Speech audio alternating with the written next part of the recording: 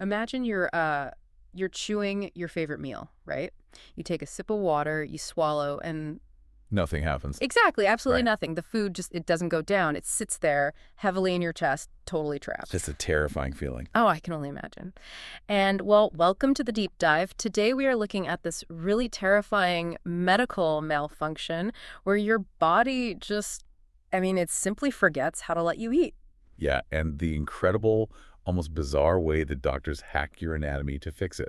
Right, and we are getting this inside look thanks to an amazing medical instructional video. It's our primary source for today's dive, coming straight from the YouTube channel of Dr. Gautamukala S. Raju. It's a fantastic resource. It really is. The video is literally titled HCC 1275 39B Balloon Dilator Pneumatic Balloon Dilation. So if you're joining us today, you are basically stepping right into the operating room. You really are. And our mission here is to understand exactly how doctors use this highly pressurized, carefully calibrated balloon to pry open a jammed valve inside the human throat. Which is just wild. The procedure is such a study in contrasts, you know? Oh, absolutely. You have this high-stakes biological crisis, but the solution involves a level of precision that feels, well, more like structural engineering than traditional medicine. Yeah. And what blows my mind is the technology involved. Like, as we get into this, you are going to hear about live, continuous X-ray video, Fluoroscopy. right, fluoroscopy, Right. and fiber optic endoscope, specialized guide wires, general anesthesia. But the ultimate linchpin of this entire, million-dollar medical symphony, It's so funny. it's a mundane household item, something you probably have rattling around in the bottom of a junk drawer right now. The juxtaposition is just brilliant. Millions of dollars in medical infrastructure, and it's completely dependent on a tool that costs a fraction of a penny. Seriously. But okay, we'll get to that junk drawer hack in a minute. Before we talk about the solution, we have to understand the battlefield. Right. The condition itself. Yeah.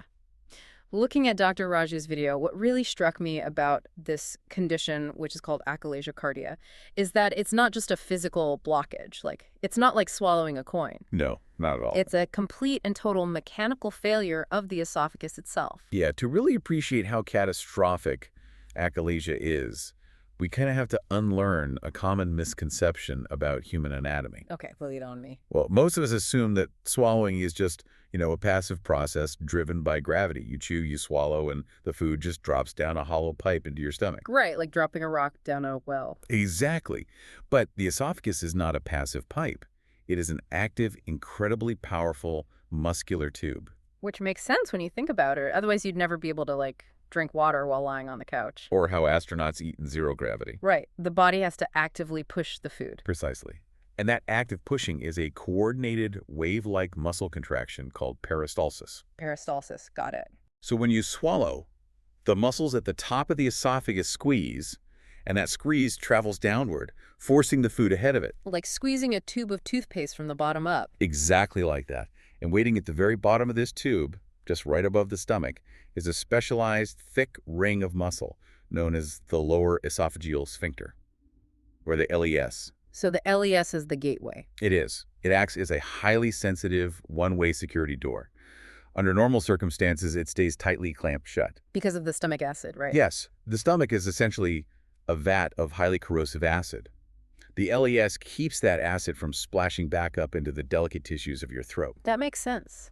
But when that peristaltic wave of food approaches, your nervous system sends a very specific signal to the LES.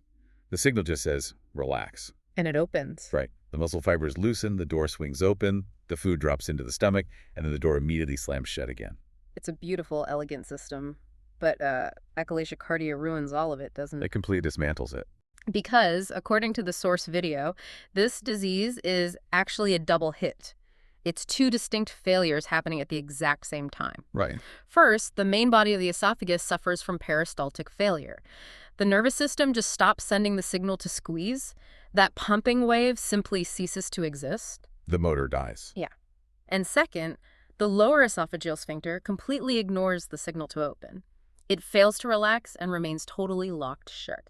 So the pump dies and the door jams. I was actually trying to visualize what this feels like for a patient, and the best way I could picture it is a broken moving walkway at an airport terminal. Oh, that's a really good analogy. Right, because normally you step onto the walkway, you stand still, and the motor pulls you effortlessly all the way to your gate. That's normal peristalsis. But with achalasia, The motor dies.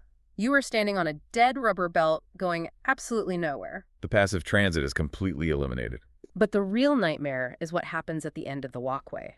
The automatic glass doors leading to your gate, those represent the lower esophageal sphincter, and their motion sensor is broken. They are locked tight. Oh, yeah. So you have no motor pushing you forward and an impenetrable wall blocking the exit. Food and saliva have nowhere to go, so they just start backing up, filling the entire length of the walkway. And that backup is the terrifying reality for the patient. I mean, they experience profound difficulty swallowing both liquids and solids. They can literally feel the food pooling in their chest. That sounds awful. It is. They might regurgitate undigested meals from hours ago, or even wake up choking on their own saliva because the tube is just completely full. Man. And what does it look like for the doctor? Well, when an endoscopist, a doctor who navigates a tiny camera on a flexible tube down the throat, looks inside an achalasia patient, the visual is incredibly stark. I bet. Dr. Raju notes that the lower esophageal sphincter appears remarkably tight. It is visibly clamped down, just refusing to yield. So we have a dead motor and a welded shut door. I mean, if I'm the patient, I'm panicking. How do doctors even begin to fix a biological door that refuses to listen to the body's own nervous system? Well, they bypass the nervous system entirely. Really? Yeah. Since they cannot chemically or neurologically convince the muscle to relax, they have to physically force it open from the inside. Whoa. They literally transition from neurology to structural engineering. And the primary tool for this is the pneumatic balloon dilator. Yeah, the source video breaks down the setup, and honestly, it looks like a toolkit from a hardware store. It really does. You have the specialized balloon catheter, a manual air pump, a high-precision pressure gauge, and this long, flexible wire called a Savory guide wire. Plus, standard surgical supplies like lubricant and gauze. The Savory guide wire is the critical first step here. The endoscopist carefully feeds this thin wire down the throat, gently navigates it through that incredibly tight, stubborn sphincter, and parks the end of it deep inside the stomach. So it's like a track. Exactly. It acts as a physical monorail track. Once it's secure, they take the deflated balloon catheter, thread it over the top of the guide wire, and slide it down. The balloon rides the track perfectly, ensuring it arrives exactly at the jammed door. But they can't just send, any balloon down there. The source material is remarkably strict about the sizing of these balloons. It highlights this rigid, almost Goldilocks approach to selecting the right tool for the job. Well, the sizing protocol is non-negotiable. Yeah. These specialized pneumatic balloons come in 3 exact sizes: 30 millimeter, 35 millimeter, and 40 millimeter. Okay. And the golden rule of this procedure is that doctors must typically start with the smallest option. They deploy the 30 millimeter balloon first. They absolutely, unequivocally do not start with the 40 millimeter. Okay, I have to challenge this on behalf of anyone listening who might ever face a medical procedure like this. I had a feeling you might. Because, if I am lying on an operating table put under general anesthesia and my life is miserable because my throat is clamped shut, do not give me the smallest option. You want the quick fix. I want the biggest balloon you have. I want that door kicked wide open. Dr. Raju mentions that if the 30 millimeter balloon doesn't stretch the muscle enough, the patient has to wait 3 to 4 weeks before the doctor will try again with the 35 millimeter. It's true. Waiting an entire month, still struggling to swallow, just to try the medium size, that sounds like medical torture. Why not just go straight to the 40 millimeter while the patient is already asleep and get it over with? The frustration is completely valid, Yeah. It seems overly cautious when the patient is actively suffering. But to understand why this rigid protocol exists, we really have to look closely at the biomechanics of what the balloon is actually doing. Okay, what is it doing? The goal here is not just to gently stretch the muscle. When you inflate a highly pressurized pneumatic balloon inside a clamped sphincter, you are intentionally tearing the microscopic muscle fibers of that valve. Wait, you are purposefully inflicting mechanical damage. Yes. You are brute forcing the tissue to permanently weaken its structural integrity. But the esophagus is a relatively thin-walled, delicate organ. If you stretch that tissue just a millimeter or two too far, or inflate the balloon too aggressively, you don't just tear the inner sphincter muscle. Oh, no. You tear entirely through the outer wall of the esophagus. You rupture the organ. You blow a hole right through the side of the pipe. Exactly. Okay. It's a medical condition known as an esophageal perforation, and it is a catastrophic, life-threatening emergency. Oh, my God. Think about the anatomy. The esophagus sits in the mediastinum, the central compartment of the chest cavity, nestled right alongside the heart and the lungs. Right. If you tear a hole in it, all of the backed up contents, stomach acid, rotting food, oral bacteria, it all spills directly into the chest. Oh, wow. That goes from a swallowing problem to a massive lethal infection instantly. It frequently requires emergency open chest surgery just to clean out the infection and patch the hole. The mortality risk is very significant. And that immense looming threat of a lethal perforation is exactly why endoscopists are forced to be so conservative. They must start at 30 millimeters, stretch the tissue slightly, back out, and give the body weeks to heal. I see. Only by observing how the tissue responds to that initial microtrauma can they safely decide if escalating to a larger balloon is even worth the risk. Okay, consider my mind fully changed. If the alternative is flooding my heart and lungs with stomach acid, I will happily take the 30-millimeter balloon and endure the 3-week wait. Keep the 40-millimeter far, far away from me. Risk management in medicine is often about choosing the lesser of two evils. Definitely. So, okay, we understand the conservative sizing strategy. We know we are intentionally trying to cause controlled microtears in a tiny, specific ring of muscle without, blowing a hole in the wall. Right. But how does the doctor actually execute this? They're working deep inside a dark tube. How do they know the balloon is in the exact right spot before they start pumping it with air? Well, the preparation for inflation is a highly meticulous process. The patient is placed on a fluoroscopy table, which provides a live, continuous X-ray feed on a monitor, and put under general anesthesia. Okay. But before the doctor even touches the balloon or the guide wire, they have to perform a massive cleanup operation. Because of the broken moving walkway, the tube is full. Exactly. The peristalsis has failed, so the esophagus is essentially a clogged, stagnant pipe. Inflating a balloon blindly into a tube filled with yesterday's backed-up food and saliva is highly dangerous. Because they could choke on it. Right. The patient could easily aspirate that fluid right into their lungs.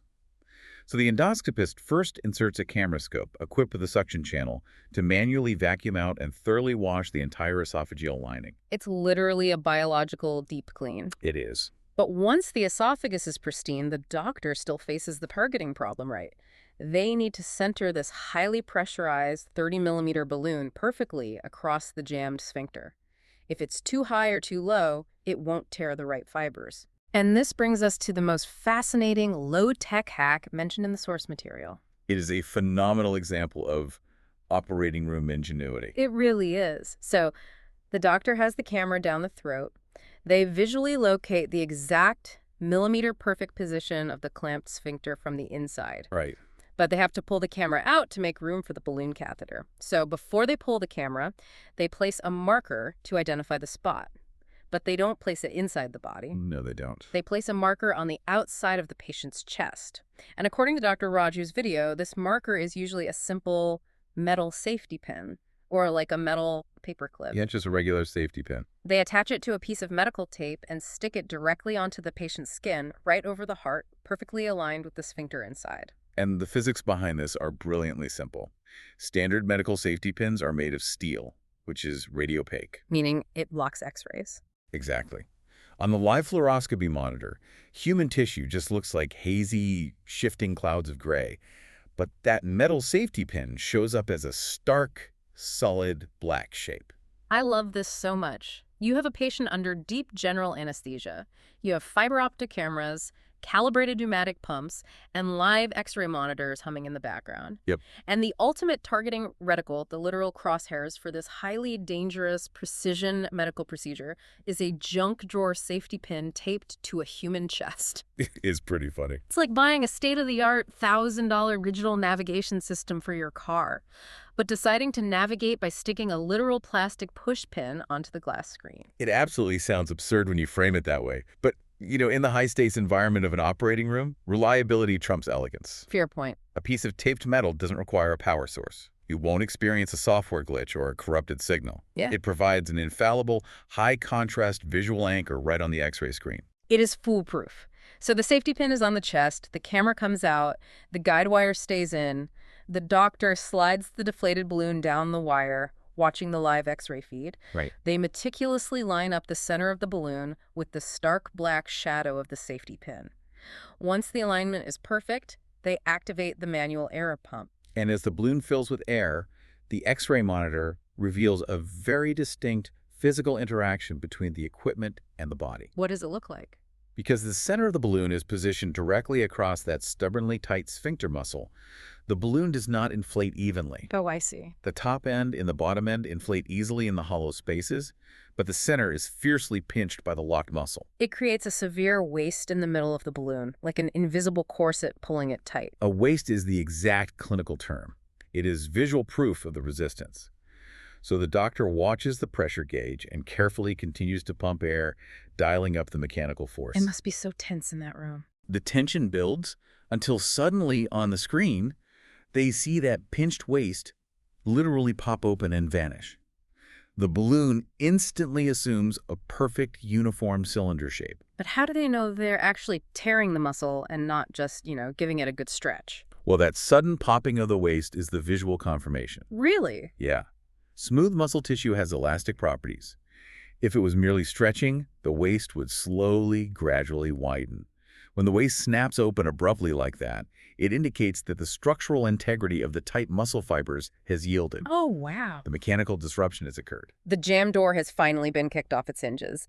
But once that waist disappears, how long does the doctor keep the balloon inflated? Because the source video points out a really interesting debate happening right now in the medical community about this exact moment. It is a debate centered entirely around tissue mechanics.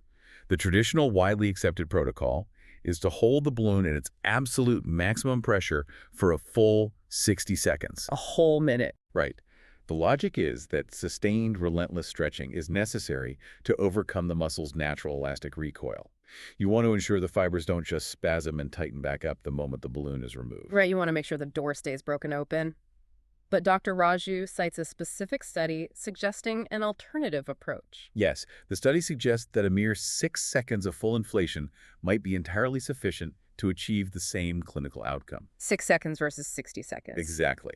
The underlying theory is that once the sudden physical snapping of the fibers occurs once that waist pops, the vital mechanical work is already done. Ah, I see. Keeping a highly pressurized balloon distending a fragile organ for an additional 54 seconds might simply be introducing unnecessary risk of perforation without adding any real additional benefit. It is wild that in a field as precise as medicine, there can be a tenfold difference in how long a doctor applies explosive pressure to your internal organs. It really highlights how much we are still learning. But let's assume the time is up, whether it's 6 seconds or 60. The balloon is deflated and carefully withdrawn. The patient can finally swallow again. We can celebrate, right? Not yet. The immediate aftermath of the dilation is arguably the most terrifying phase for the medical team. Because now they have to figure out if that massive risk we discussed earlier, the catastrophic perforation, has actually happened. And this brings up another moment where the source material completely surprised me. I assumed there would be a hyper-strict, universally agreed-upon checklist for what happens the second that balloon comes out. You'd think so. Right.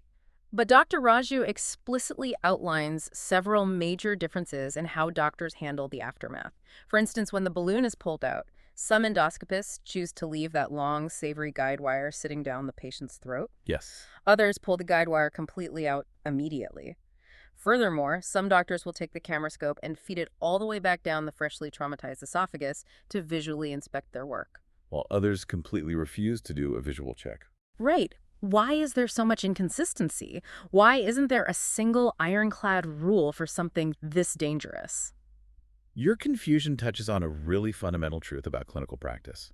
The public often views medicine as pure binary science, a rigid flowchart of inputs and outputs. Right. Symptom A means treatment B. Exactly. But much of clinical decision-making is heavily influenced by the art of medicine.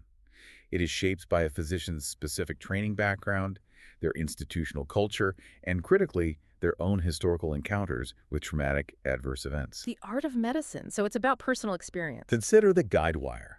Removing it immediately clears the workspace and makes the patient significantly more comfortable as they wake up. Sure. But imagine a doctor who previously experienced a patient suddenly crashing from an undetected perforation.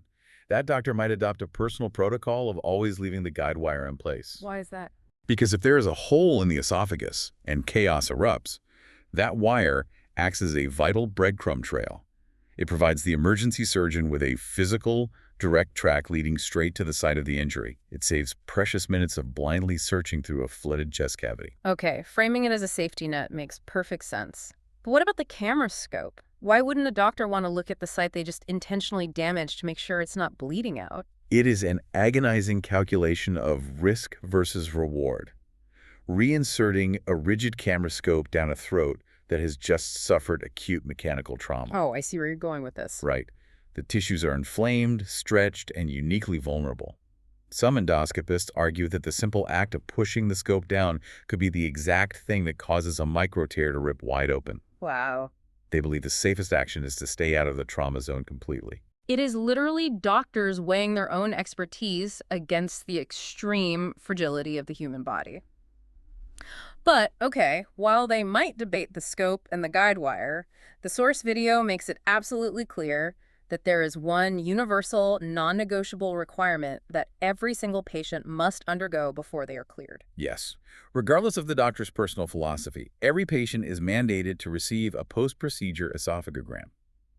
This is the definitive diagnostic test to check for leaks. And an esophagogram is basically a swallowing test under live X-ray, right? Correct. The patient is asked to swallow a specialized water-soluble contrast dye. This liquid appears bright white and highly visible on the fluoroscopy monitor. Okay. As the patient swallows, the medical team watches the live feed. If the white dye travels smoothly down the esophagus and directly into the stomach, the structural integrity of the wall is confirmed. And if the dye leaks out the side of the esophagus and pools in the dark void of the chest cavity? They know instantly that a perforation has occurred, and emergency surgical protocols are activated immediately. It is the ultimate moment of truth. But let's look at the best-case scenario. The esophagogram shows a perfectly contained pipe, no leaks, no perforation. The best possible outcome. Right.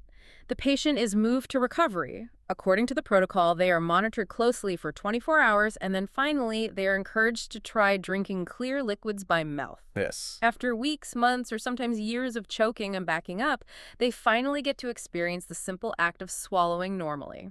The psychological relief for the patient is profound. But the physician's job isn't entirely over. They must brief the patient on the physical reality of what their body just went through. What do they look out for? The source material outlines 3 primary adverse events to watch for. Chest pain is incredibly common and entirely expected, given the severe trauma inflicted on the esophageal muscle. Makes sense. Perforation is the lingering nightmare we've thoroughly covered.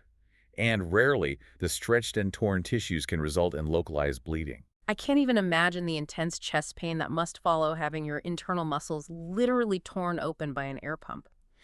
But for someone suffering from achalasia, enduring that localized trauma is a small price to pay to get their basic humanity back. It really is an intense journey. It is. Let's pull back and look at the whole picture we've uncovered today. We have explored an incredibly stark intersection of biological failure and mechanical intervention.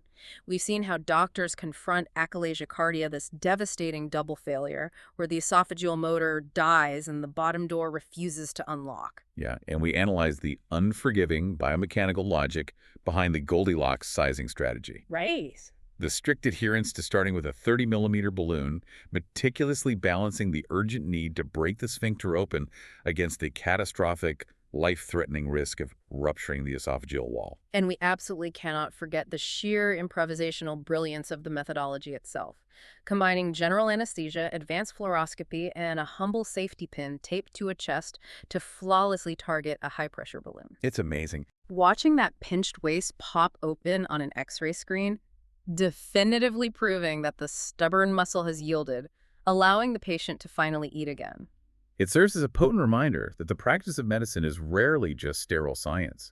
It is a constantly evolving blend of strict anatomical protocols, raw physical mechanics, and the deeply nuanced, highly personal art of clinical experience. It truly is.